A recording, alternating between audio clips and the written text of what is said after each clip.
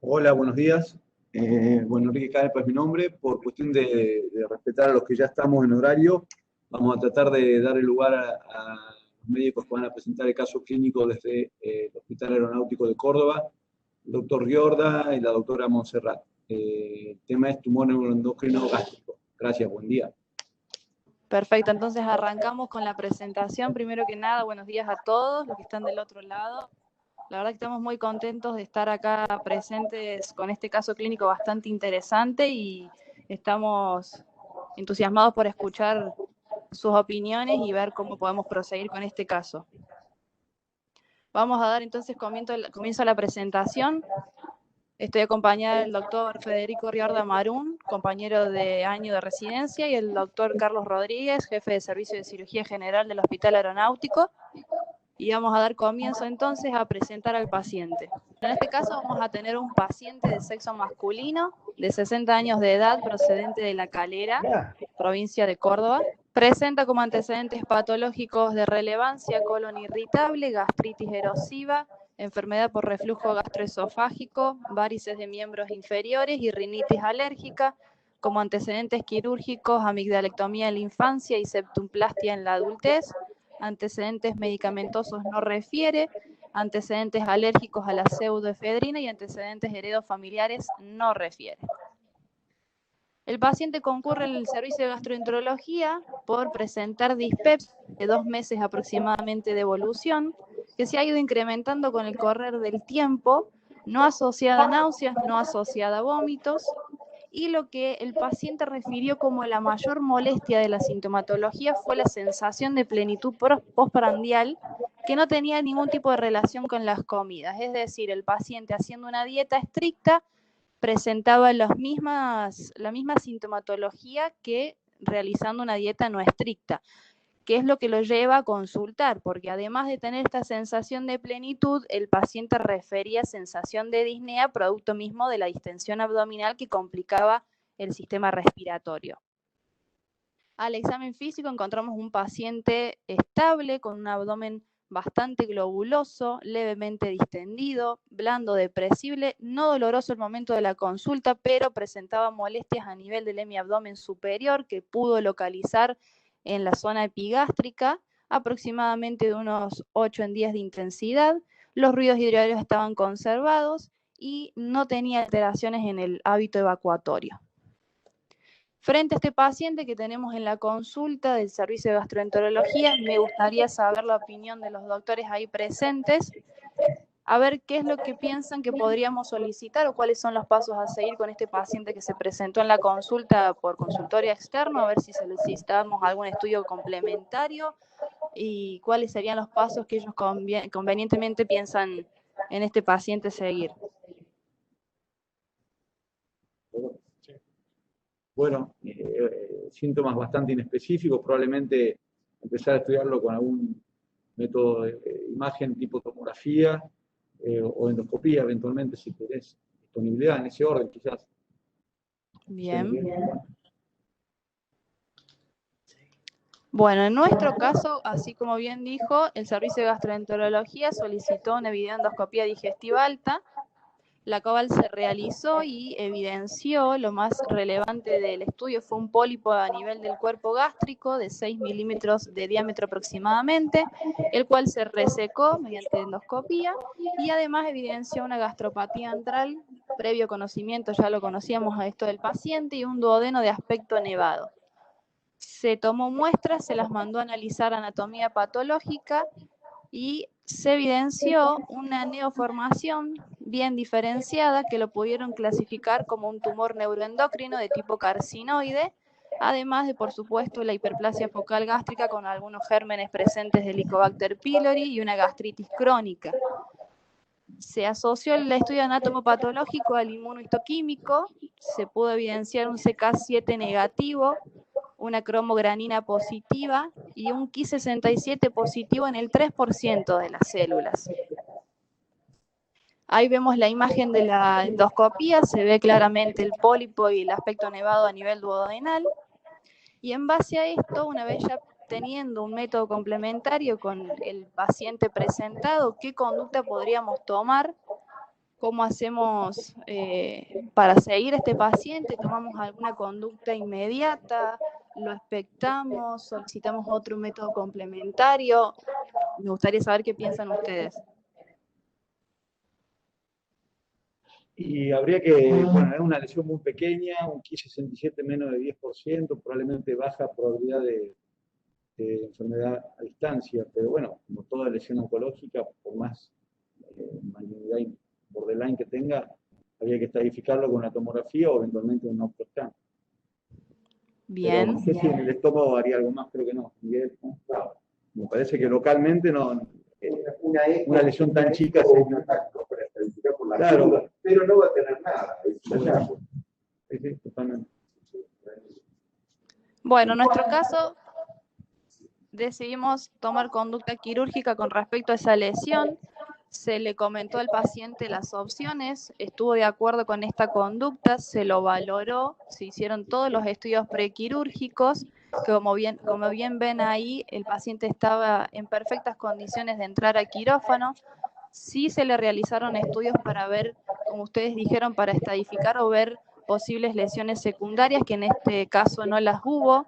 Solamente pudimos evidenciar a través de una tomografía una leve estatosis hepática, diverticulosis colónica y hernia inguinal bilateral, pero no mostró grandes alteraciones. Se lo preparó al paciente, ingresó a cirugía el 3 de noviembre del año 2015. Lo que se realizó fue una resección en losange única y se realizó una endoscopía intraoperatoria que evidenció una lesión sobreelevada, pequeña de 0,5 centímetros, en cara posterior del cuerpo gástrico, y un pólipo de menor tamaño a 3 centímetros de distancia del anterior.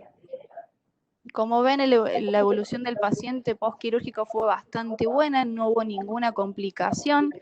Incluso el paciente, como ven, ingresó el 2 de noviembre, se operó el 3 de noviembre y ya el 10 le otorgamos el alta hospitalaria en perfectas condiciones. Se mandó a anatomía patológica, lo que se resecó durante la cirugía, y se pudo evidenciar que se trataba de un tumor carcinoide clásico infiltrante que afectaba lámina propia y su mucosa gástrica. Además, se puso en evidencia lo que ya conocíamos con anterioridad, que era la gastritis crónica del paciente. Frente a esta conducta quirúrgica que tuvimos, nos planteamos el hecho de cómo lo seguíamos al paciente, cuáles eran los pasos a seguir para ver cómo lo podíamos controlar. ¿Qué hubieran hecho en su caso? No sé, ahí presentes los doctores, ¿qué hubieran hecho en este caso después de una intervención quirúrgica de este tipo? ¿Cómo lo hubieran seguido al paciente? ¿Cómo lo interpretaron? Sí. No sé si alguien de los que están conectados quiere hacer alguna otra pregunta o sugerencia. Veo que está el doctor Turch, el doctor Boretti, no sé si está el doctor Fiolo de su domicilio también, o alguien de Piedín. Nosotros, o alguien de Iturraspe, perdón. Nosotros nos costó un poco la decisión de la cirugía porque interpretamos que la resección endoscópica había sido completa, pero bueno, evidentemente la patología todavía había lesión. Exactamente. No, en la patología de la pieza de la gastrectomía todavía tenías lesión, ¿verdad? Exactamente. Sí, perfecto. Dos cosas, la doctora. Primero, si la impresión visual en la endoscopía tiene la característica típica del carcinoma. Segundo, la doctora, si no se planteó hacer una endoscopía, una resección endoscópica, una resección quirúrgica. Se lo escucha muy entrecortado al doctor. Ay, qué lástima. ¿Puedes repetirlo, doctor? Sí, dos cosas. Primero, la impresión del endoscopista con ese tipo de lesión. Creo haberle entendido si se refiere a la rendoscopía. Endoscopía. Sí, se escucha muy entrecortado. Hola, el doctor Rodríguez habla, ¿cómo les va? Buen día. Sí, se planteó lo de la ecoendoscopía. Lo que pasa es que en Córdoba no tenemos ecoendoscopía. Por eso no la realizamos. Y lo que sí, se planteó la cirugía porque después de la anatomía patológica, cuando hizo la polipectomía el endoscopista, nos dio como diagnóstico un tumor carcinoide. Entonces, por seguridad, se planteó la cirugía, que fue una recesión en cuña, en los años, solamente que una cirugía pequeña en el estómago local, para sacar la lesión solamente. Creo que el doctor Moretti quería hacer un comentario, perdón. Hola a todos, buen día. Buenos días. Bueno, sí, me permito dividir el paciente en dos. Primero, aparentemente lo del abdomen agudo facilitó que se pudiera hacer este diagnóstico de la lesión intragástrica, una lesión muy pequeña. Aquí hubiésemos procedido a hacer una ecoendoscopía antes de biopsiar, y luego de la ecoendoscopía tal vez tener una biopsia para saber de qué se trata. Y muchas veces, siendo en el estómago, tal vez hubiese ayudado al endoscopista a tomar una acción un poco más agresiva y tratarlo de resolver por vía endoscópica. Igualmente entiendo que si uno no tienes la tecnología, no se puede plantear, y bueno, claramente lo que se hizo, creo que al ser un carcinoide es lo correcto. Bueno, en nuestro caso decidimos seguirlo al paciente a través de seguimientos anuales, cada entre 6 a 8 meses por estudios de endoscopía. Y en este cuadro, tratando de ser lo más práctico y resumido posible, porque imagínense que esto se diagnosticó en el año 2015, estamos al 2020, hay 5 años de seguimiento endoscópico en el paciente. Así que para no ser tan repetitiva, puse en este gráfico lo más característico de cada endoscopía que podamos resaltar. Miren cómo se relacionaba la endoscopía con la anatomía patológica. En el primer control pudimos observar un nuevo pólipo pequeño de 3 milímetros a nivel del techo gástrico, que también se resecó, y correlacionado con la anatomía patológica, más allá de la gastritis y el tejido extraño secundario a la intervención quirúrgica, no se observaron criterios de malignidad. Igualmente sucedió en la segunda endoscopía de control, que en este caso no fue un pólipo, sino que fueron 2 de características sésiles, también de pequeño tamaño. En el año 2017, ya un año y medio después del diagnóstico, volvimos a hacer otro control endoscópico. Igualmente se vieron 2 pólipos, un poquito más grandes, de 6 milímetros, que también se resecaron. Y ahí sí, la anatomía patológica evidenció células neoplásicas compatibles con una neoplasia carcinoide, en este caso bien diferenciada. Se asoció la inmunohistoquímica, que en este caso el CK7 dio positivo, el SIM positivo, CD56 positivo, y el Ki67 ya no en el 3%, sino en el 5% de las células estaba presente. Ahí puse algunas imágenes de las endoscopías que realizamos. Como se ven ahí los pólipos, en una primera instancia fue un pequeño pólipo y luego fueron 2, tanto en el año 2016 como en el 2017. Ya un poquito más grandes de tamaño, 6 milímetros.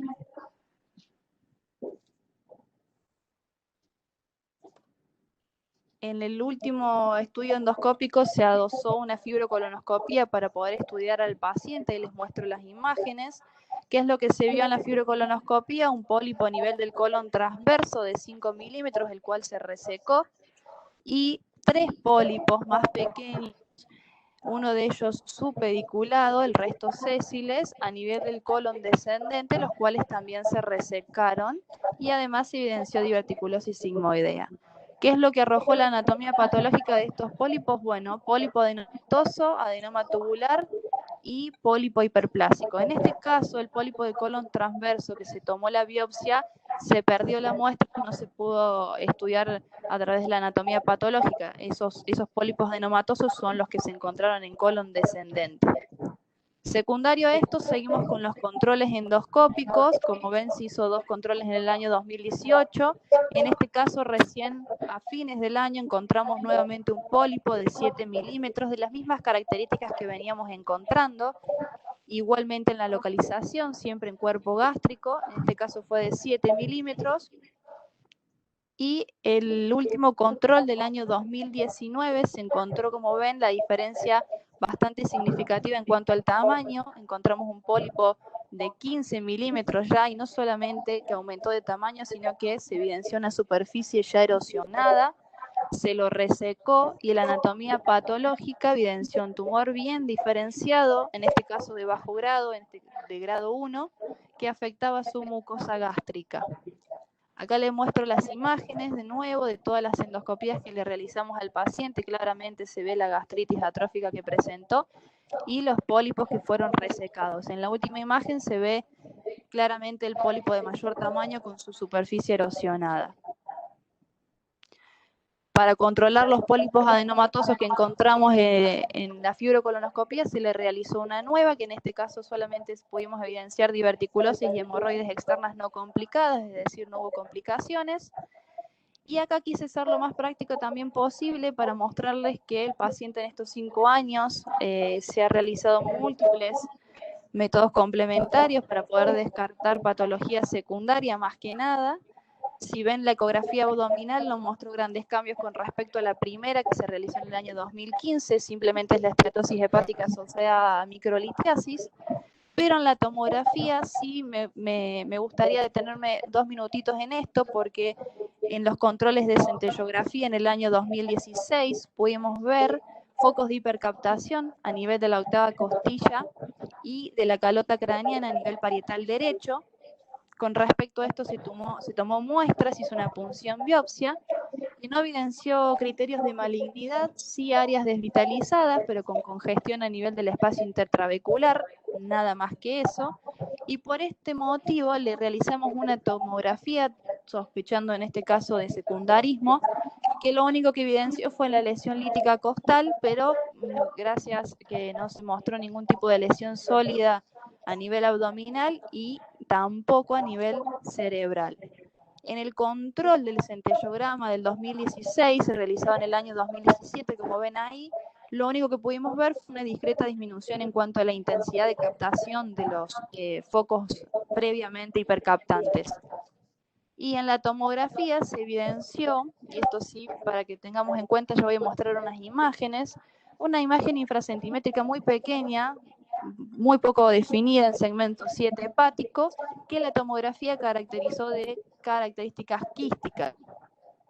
Ahora voy a mostrarles las imágenes de estas tomografías y las evoluciones. Ahí puse para que veamos la imagen de la tomografía donde se veía la lesión lítica a nivel costal izquierdo en la octava costilla, y acá unas imágenes del centellograma que se ve claramente la hipercaptación ahí a nivel de la costilla, a nivel de la calota craneana. En este caso, les quiero mostrar las imágenes y cómo fue evolucionando la tomografía. Esta es la primera tomografía control en el año 2017. Como se ve bien esta imagen ahí en segmento 7 hepático, ya las vamos a comparar con las tomografías siguientes, que no hubo cambios significativos en cuanto a las dimensiones. Ahí se puede ver estómago bastante distendido, pero paredes dentro de límites conservados. Esta es la misma tomografía en otro corte. No hay grandes cambios, no se ven imágenes sólidas a nivel abdominal. Y este es el último corte.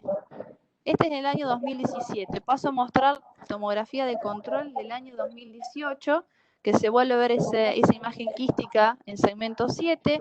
No hay grandes cambios con respecto a la tomografía anterior. Si ven ahí se ve. Y la última tomografía de control del año 2019. Tampoco hay grandes cambios con respecto al anterior. Sí, el estómago se observa un poquito menos distendido, pero dentro de parámetros normales. Y cerrando los seguimientos, como para tener un poquito más el panorama más claro, cómo está el paciente ahora, actualmente, cuáles son los últimos estudios que le hemos realizado. En este caso tenemos una... Sí. A la tomografía y señalar, ¿puedes señalar ella? ¿Dónde ves la lesión quística en el 7? Porque yo no la veo. No la vemos acá en realidad. Sí, no sé si la vamos a... No sé si me ven. No, ¿me ven el mapa? No, pero ahí sí, ahí te vemos. Ahora no. ¿Ahí? ¿Me ven el mouse? Sí, sí. Justo por delante. Ahora lo perdí. Ahí, Sí, lejos. Eso es la proyección de la vena cava inferior.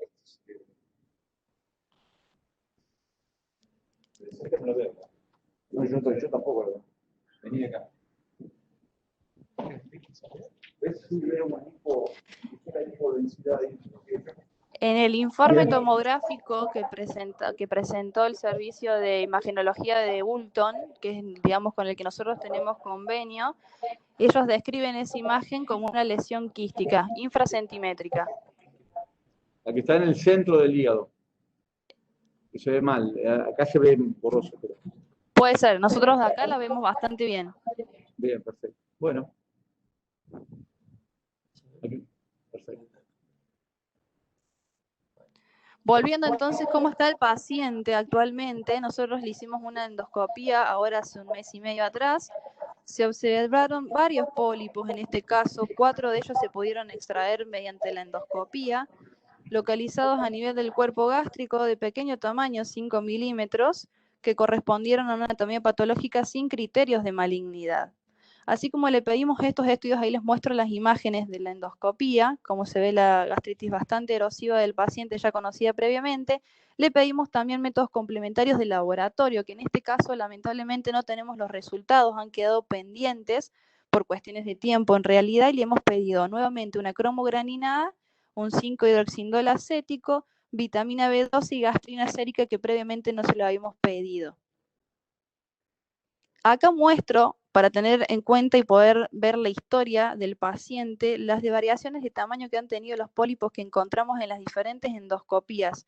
Desde la primera en el año 2015, con la cual hicimos el diagnóstico, si ven ahí, midió 6 milímetros, y cómo ha ido variando en cuanto al tamaño, llegando al año 2019, el pólipo de mayor tamaño de 15 milímetros. En este caso, lo que sucedió fue que las endoscopías habían sido bastante seriadas en el mismo año. Cada 6 u 8 meses el paciente se realizó el control endoscópico. Desde el 2018 al 2019, como ven ahí, ha pasado un año exacto entre una endoscopía y la otra, que justamente fue el que evidenció el crecimiento mayor del pólipo. Y la actual, de hace un mes atrás, encontramos estos múltiples pólipos de 5 milímetros aproximadamente cada uno, y se puede ver claramente en este cuadro cómo han sido las variaciones de tamaño.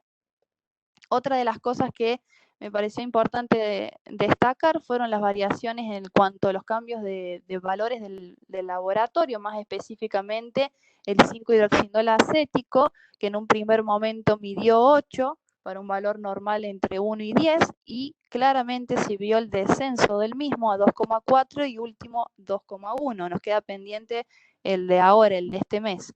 Igualmente la cromogranina se vio un leve aumento con respecto al primer dosaje, que dio 4,5, con el último, que dio 4,9, no significativo en este caso. Cerrando el caso, como está el paciente actualmente, me gustaría que podamos abrir el debate y si se quieren abrir los micrófonos para que todos podamos opinar. Habiendo presentado este cuadro clínico del paciente con esta evolución de 5 años, a ver qué es lo que ustedes creen que sería conveniente para el paciente. Quiero decir dos cositas de la persona, del paciente.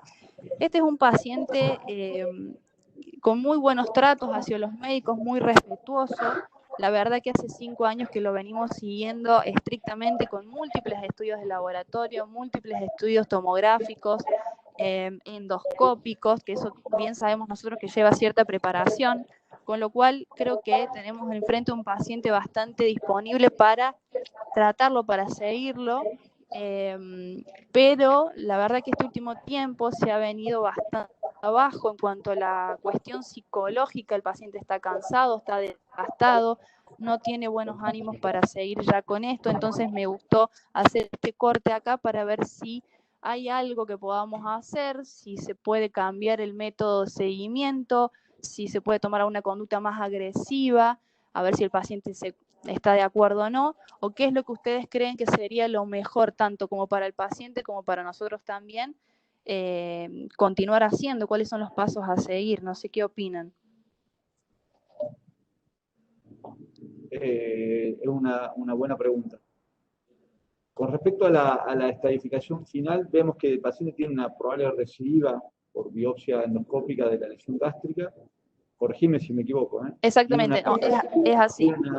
Tiene una captación patológica en la costilla y, para que tengas en cuenta, las lesiones quísticas en hígado en pacientes que antes no tenían quistes en el contexto de un tumor neuroendocrino puede ser secundario a una metástasis que en el caso de los tumores neuroendocrinos son metástasis quísticas justamente en el hígado.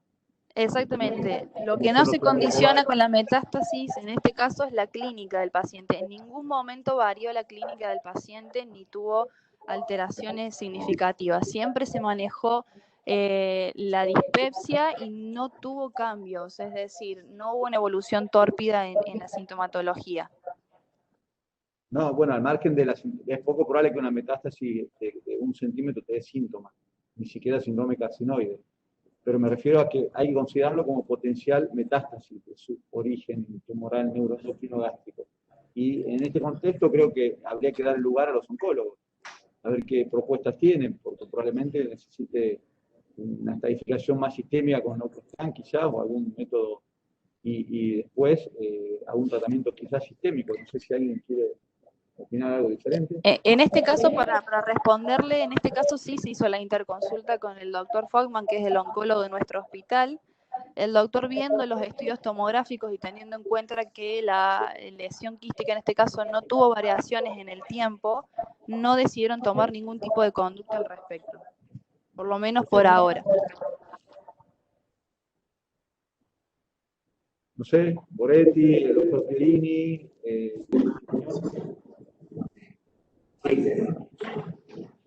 Pregunta, ¿la lesión lítica ósea se ha biopsiado? Sí. ¿Dio metástasis? No. Ahí vuelvo a la imagen.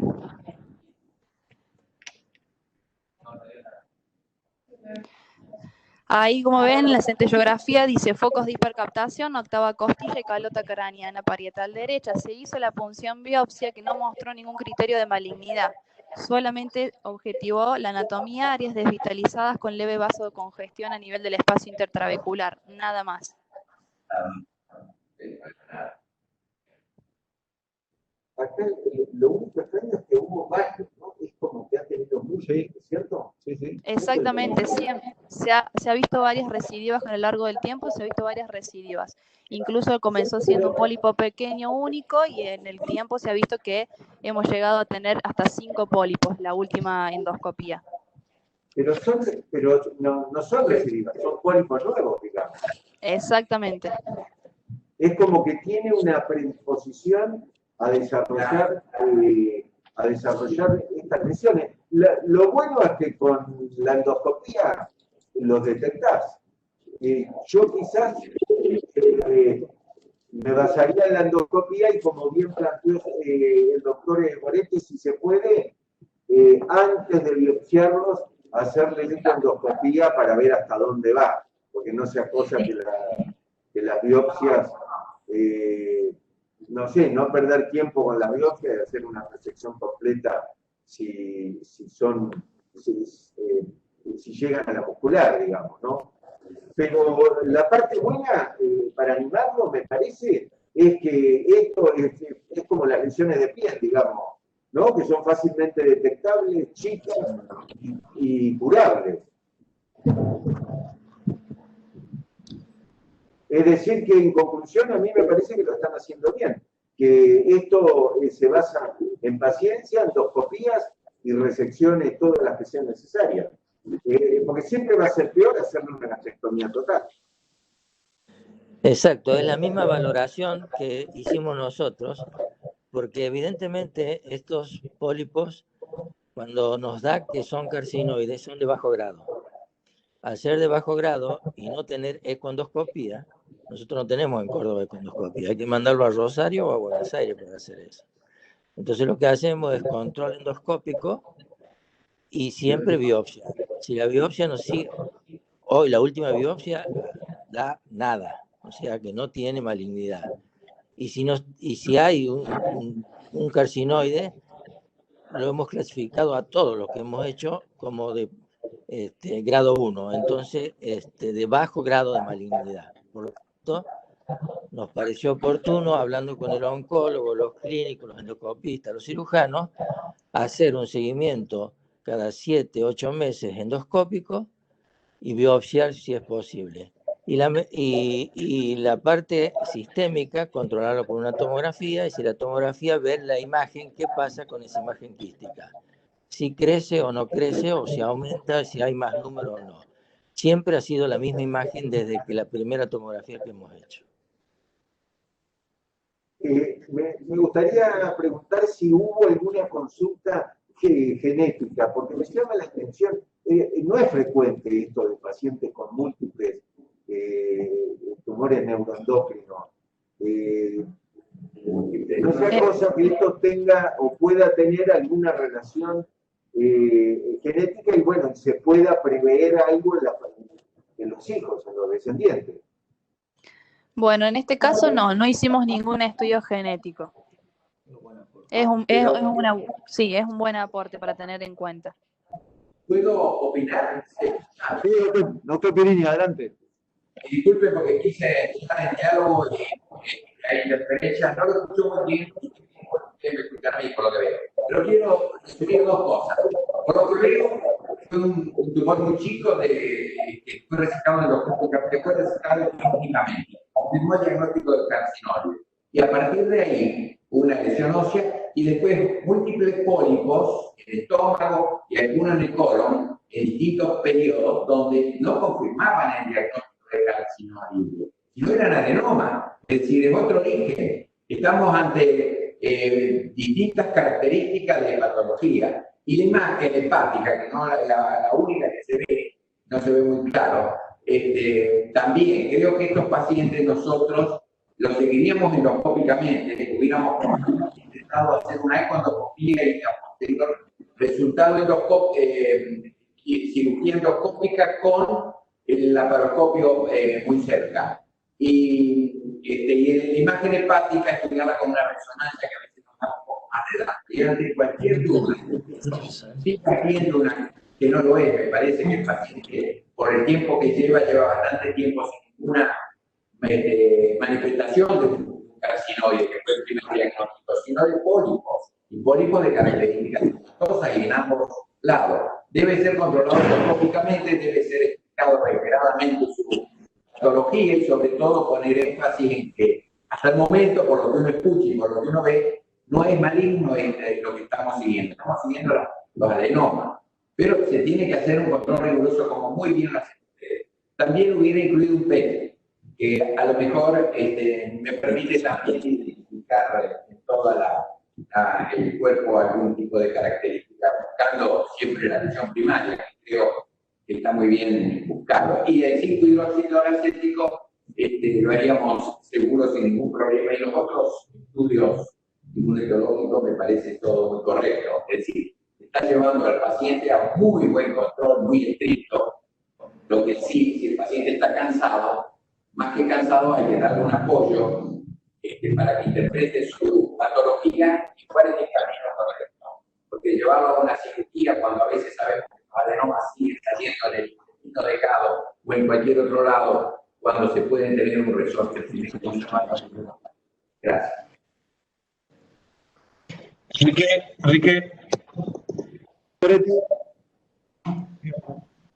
Enrique. Sí, doctor Boretti, adelante. Sí.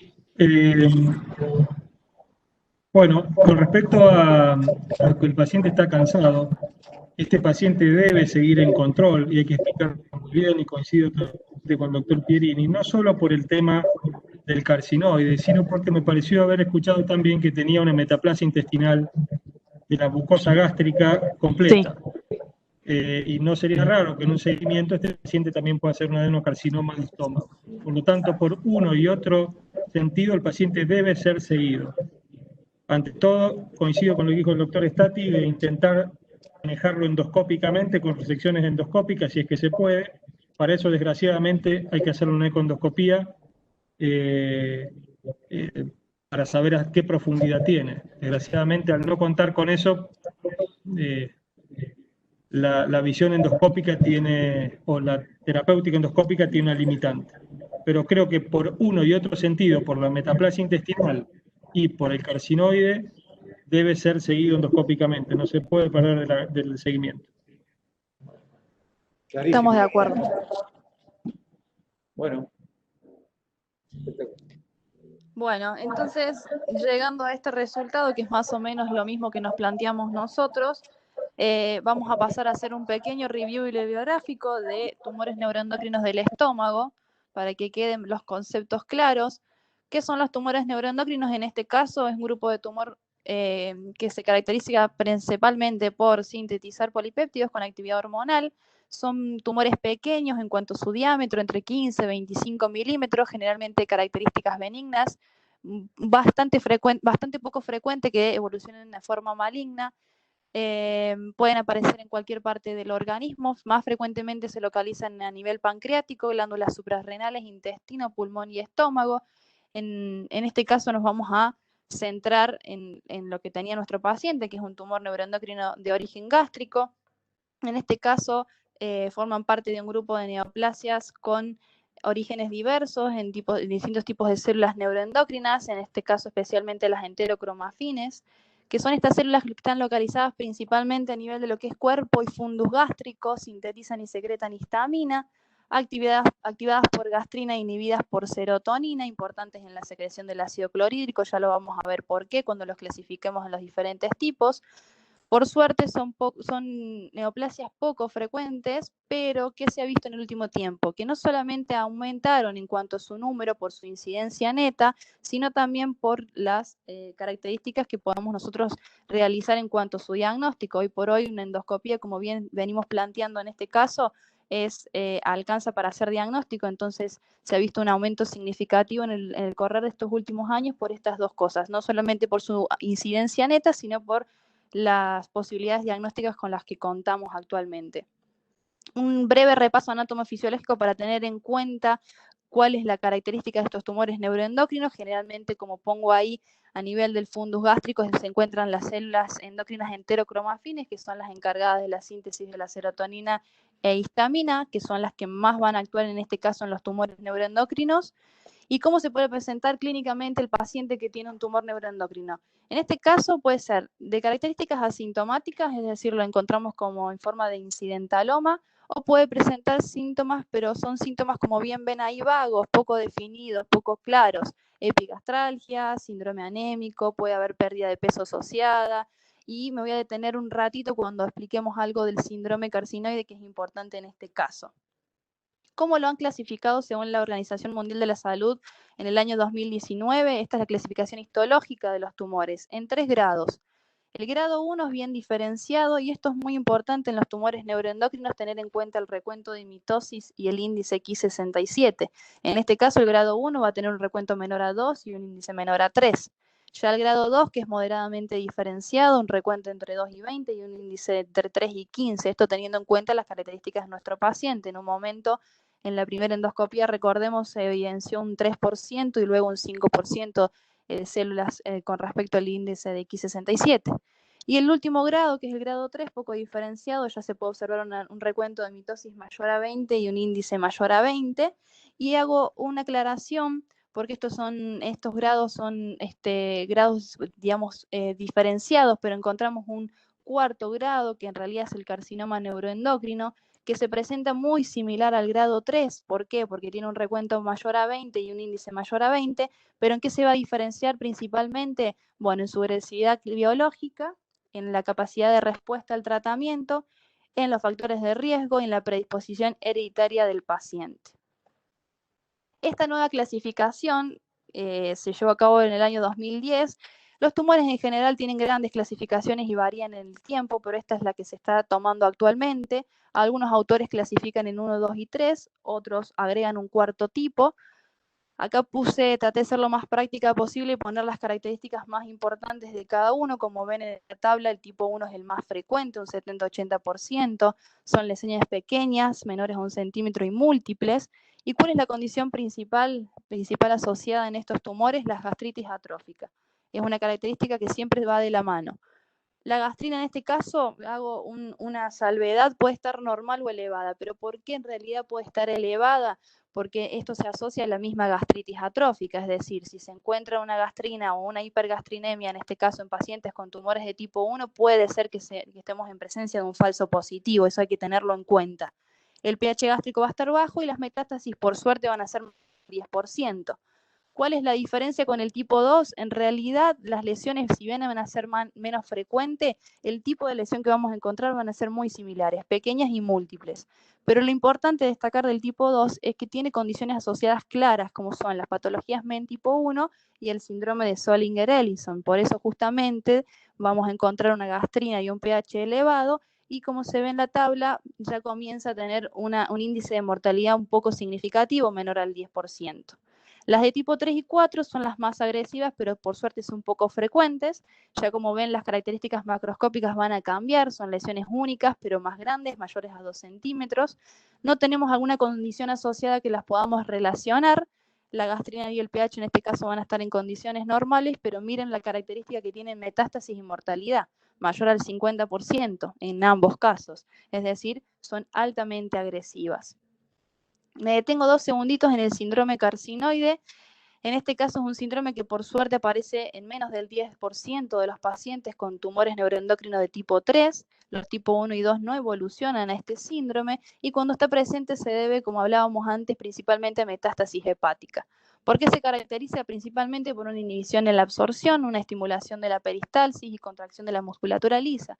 El paciente se va a encontrar con deshidratación, que puede variar de una deshidratación leve hasta una deshidratación grave.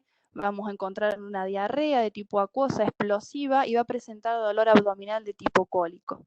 Por activación de la serotonina se puede producir una fibrosis endocárdica y una valvulopatía, que en este caso la patología a tener en cuenta en este síndrome es la afectación cardiovascular, es la complicación más grave que podamos encontrar en el paciente. Generalmente las válvulas más afectadas son la mitral y la pulmonar. Broncoespasmo por activación misma de la contracción de la musculatura, y por liberación de histamina podemos encontrar vasodilatación que se manifiesta en el paciente de rubefacción a nivel de lo que es el rostro, la cara y hasta a veces llega hacia el tórax, que muchas veces se ve desencadenada más que nada por cuestiones emocionales o alteraciones emocionales en los pacientes. El marcador por excelencia del síndrome carcinoide es el 5-hidroxindol acético. Me detengo un segundito en esto. El 5-hidroxi es un metabolito de la serotonina, como ahí se ve en este gráfico. Es muy importante la toma de este metabolito. ¿Por qué? Porque lleva una preparación farmacológica y una preparación gástrica en cuanto a una dieta estricta que tiene que llevar el paciente durante por lo menos entre 3 a 5 días para poder tomar la muestra. Es una muestra de orina de 24 horas que justamente tiene esta preparación para evitar falsos positivos. Si ven ahí, tiene una especificidad del 100% para síndromes carcinoides, lo cual es muy importante, y una sensibilidad del 70%, y es muy útil para dosar tumores a nivel de yeyuno y glión, más allá del síndrome carcinoide propio. En este caso, el tratamiento para el síndrome, últimamente lo que se está utilizando son los análogos de la somatostatina, y hay trabajos que evidencian la utilidad del interferón alfa, siempre y cuando teniendo en cuenta la toxicidad del mismo. ¿Cómo hacemos el diagnóstico de los tumores? Siempre la clínica va a ir asociada a métodos complementarios, como bien vimos en nuestro caso clínico. ¿Cuál es lo más útil y lo que tenemos generalmente nosotros a mayor alcance para utilizar? Es la videoendoscopía digestiva alta, que es lo que hemos hecho con nuestro paciente. Es muy útil en el diagnóstico, por ende en la clasificación y en el tratamiento de los tumores. ¿Qué más se puede hacer? El dosaje de gastrina sérica, que en este caso, bueno, nos quedó pendiente, pero es muy importante para poder determinar la clasificación en tipo, si es de tipo 1 o de tipo 2, en los pacientes con tumores de neuroendocrinos. Los marcadores tumorales por excelencia, en este caso la cromogranina sérica. Me detengo 2 segunditos para hablar de ella. Es una glicoproteína que está presente en las células endocrinas y neuroendocrinas. Es muy útil para poder determinar tumores funcionantes, para diferenciarlos de los no funcionantes. No sirve para el diagnóstico, pero sí para el pronóstico, por ende para el seguimiento del paciente, y puede en algunos casos aparecer como falsos positivos en pacientes con enfermedad de base, como insuficiencia renal crónica, insuficiencia hepática, gastritis autoinmune o en algunas enfermedades inflamatorias. ¿Qué otra cosa podemos utilizar para el diagnóstico? Bueno, tenemos el dosaje, como explicábamos anteriormente, del ácido hidroxilacético. en orina 24 horas, la econdoscopia, que bueno, en este caso es algo que nos está faltando a nosotros acá en Córdoba, pero es muy útil para evaluar la profundidad, como bien dijeron ustedes, para ver la infiltración tumoral, sobre todo indicado en los tumores de tipo 2 y 3, para ver la conducta terapéutica a tomar. El triage para el NASMEN1, como dije en la tabla anterior, es la patología asociada de los tumores de tipo 2, con lo cual podemos hacer la diferenciación si está presente o no entre los tipo 1 y 2, que son los más frecuentes. La centellografía con análogos de la somatostatina, un TIR más que nada para ver la presencia de metástasis hepática o ganglios positivos. Y lo que más tenemos a disposición, como es la tomografía con contraste, sobre todo para los grados 1 y 2, que son lesiones hipervascularizadas, o la resonancia, que en este caso, bueno, nos ha quedado pendiente, no le hemos realizado en nuestro caso clínico presente, no le hemos realizado resonancias, pero es un buen dato porque se puede ver muy bien lo que es el parénquima hepático, sobre todo para ver esa lesión quística que nos quedó pendiente. ¿Cómo estadificamos a los tumores? Como ya todos conocemos, la mayoría de los tumores se clasifican según el TNM. No voy a detenerme mucho más en esto para no ser tan repetitiva, pero ya conocemos que en base a la invasión se puede clasificar en cuanto a su tamaño y la presencia de ganglios positivos o no y metástasis o no. No quiero ser muy puntual en esto. Y llegamos al tratamiento. El tratamiento puede ser de dos formas: conservador, clínico farmacológico, o invasivo de tipo quirúrgico. En el caso de los tipo 1, son pólipos pequeños, la vigilancia endoscópica anual es lo indicado, si bien se puede resecar, si está la posibilidad se puede hacer la resección endoscópica, pero la vigilancia es lo que está indicado. Y últimamente se han visto grandes avances en cuanto a la bioterapia con nuevos análogos de la somatostatina, que es el ocreotio del anreotio, que es lo último que se está utilizando. Y ya los tipos 3 y 4, como son tumores un poquito más agresivos, vamos a necesitar de terapia coadyuvante, como es la quimioterapia. Vamos a pasar al tratamiento quirúrgico. No quiero ser muy específica, pero siempre la endoscopía presente. ¿Y cómo vamos a tomar conducta? Dependiendo del tamaño de la lesión.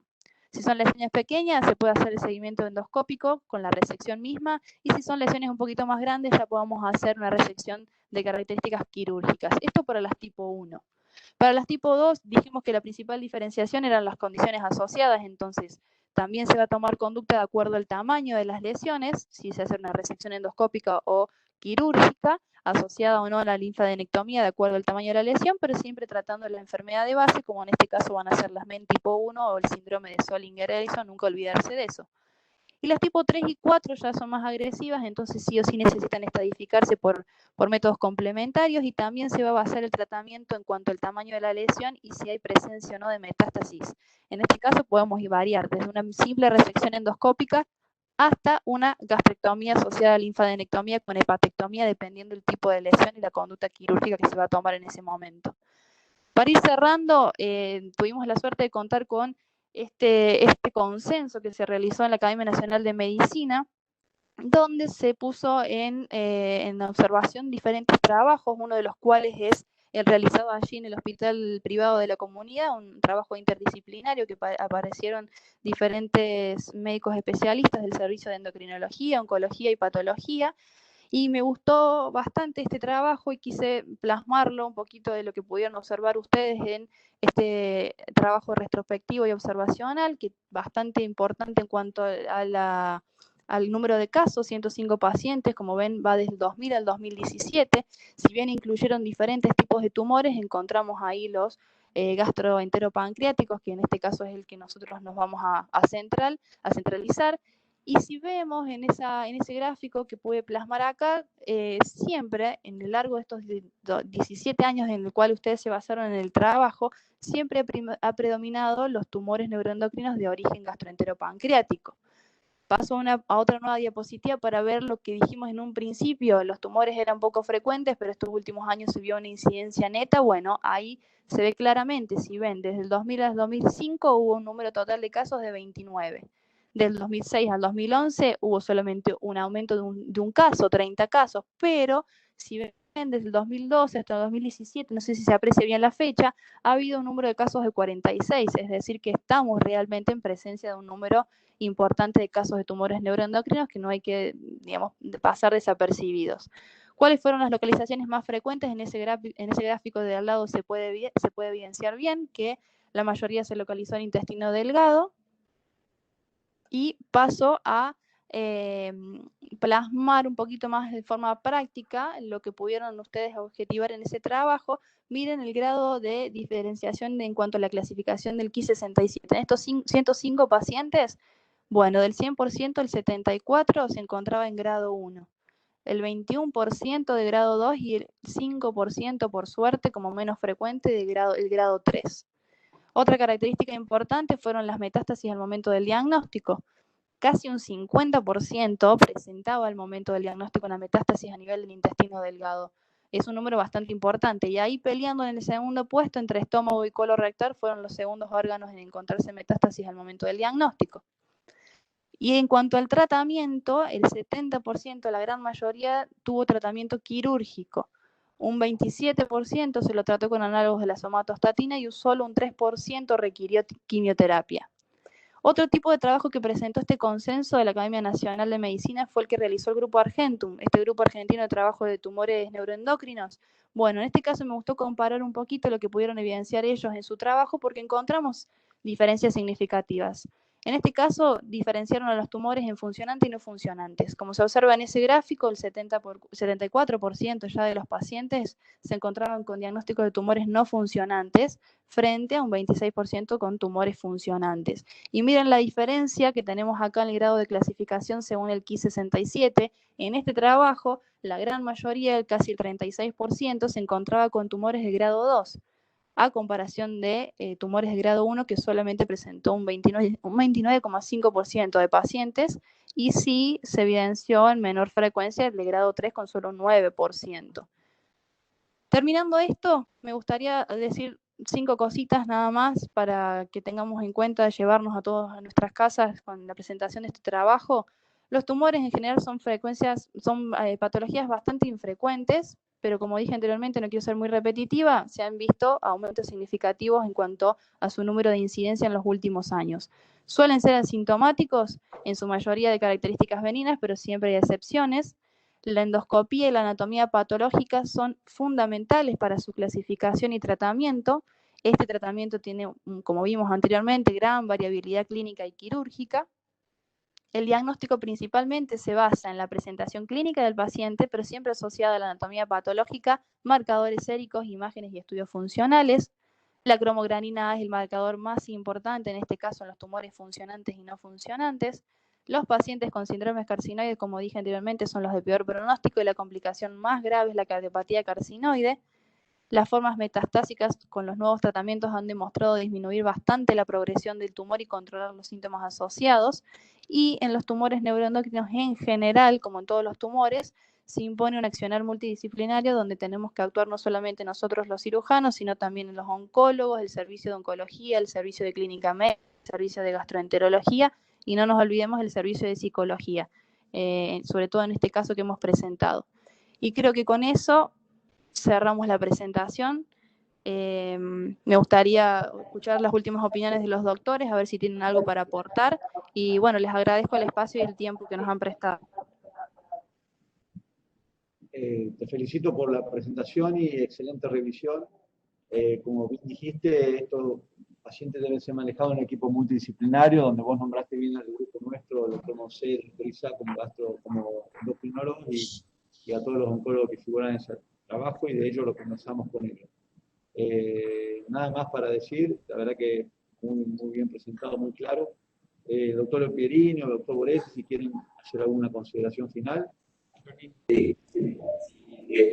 Quiero felicitarlos porque realmente es un tema vigente en el sentido de la frecuencia. Como muy bien dijo la doctora, son poco frecuentes que últimamente estamos viendo. Yo hago mención a la apendicitis aguda, que muchas veces no se hace el estudio anatomopatológico, podemos cometer un error, pues ahí salirá gran parte de los tumores carcinoides que presentó la doctora. Quieren poner énfasis a la parte de apendicitis. Segundo, la parte rectal, hemos tenido bastantes carcinoides. Y por último, hemos operado pulmones con tumores carcinoides, aparte de todo lo que se dijo. Creo que el trabajo multidisciplinario es la excepción, y yo le daría 2 palabritas también al PET-CT, que es un estudio que se puede hacer, que nos permite el mapeo mapeo de todo el cuerpo. Como sabemos, a cualquier distancia. Muy, muy interesante la presentación.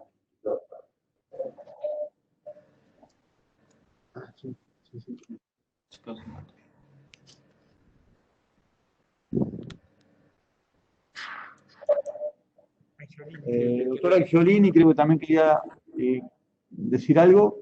Buen día, Julián.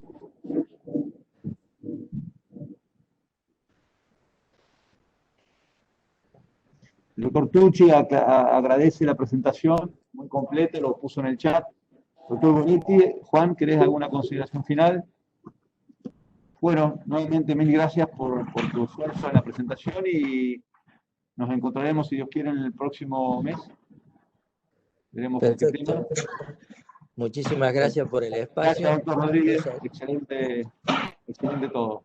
Bien, los saludamos de acá de Córdoba con un gran abrazo. Nos estamos Igualmente. comunicando el mes que viene.